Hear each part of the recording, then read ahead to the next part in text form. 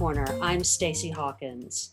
The purpose of Counselor's Corner is to give you the tools you need to maximize your mental and emotional well-being and nurture your relationships. HCC's counseling department has a wide range of community partners to assist our students. Today, we're joined by Brent Arspiger, Suicide Prevention Coordinator at the Michael E. DeBakey VA Medical Center, to talk about how you can play a role in addressing the challenge of suicide, and particularly the epidemic of suicide among veterans. Thanks for joining us, Brent. Hi, thanks for having me. I appreciate it. Now, the thought that a loved one may be contemplating suicide is frightening. How do you even know where to start? Well, it's really important that you feel comfortable talking to somebody that may be having thoughts of suicide, and knowing what to do if you have a friend or family member who's feeling suicidal will help you feel comfortable to be able to help them.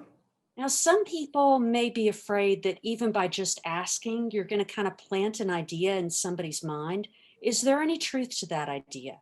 No, actually, you're not going to give anybody thoughts that they aren't already having. But talking about suicide, asking them, are you having thoughts of suicide, actually gives them permission to talk about if they are in trouble and if they're needing help. Now, once you've opened that conversation, how do you move from that first idea of, okay, you may be thinking about this, to pointing someone toward getting help and helping them feel confident to get help? If they're in immediate danger, you should call 911. So if they're having thoughts of suicide, they've hurt themselves, cut themselves, something like that, call 911. You can also call the National Suicide Prevention Lifeline.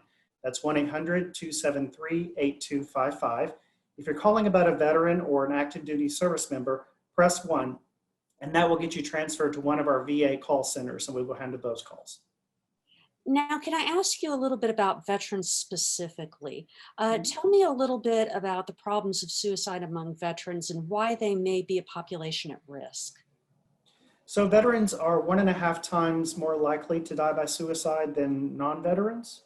So it's really important that you pay attention to what's happening with them, talk to them, give them support, let them know you're there to help them. The VA does have help available 24 hours a day. You can come to our emergency room, or you can call the hospital and we can assist with getting you connected for appointments and treatment and things like that.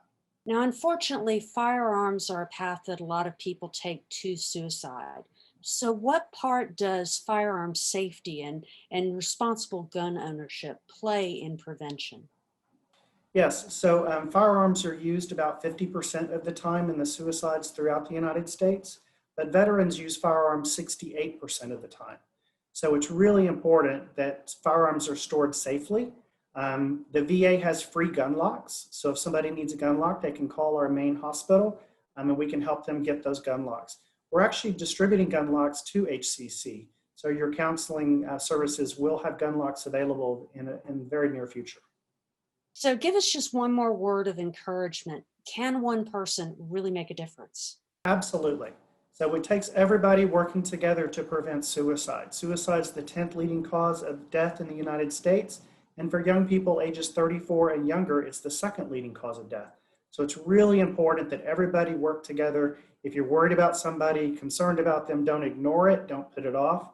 Ask them how they're doing, ask them, are they having thoughts of suicide? And then call the Veterans Crisis Line or the National Suicide Prevention Lifeline, and they will be able to help you. Thank you so much for joining us today. Absolutely. Thank you for asking me to do this, and hope everybody stays safe.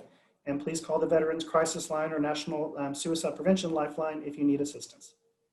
And if you'd like more information about this and other mental health topics, as well as learning about all the services provided by the counseling department, visit hccs.edu/counseling.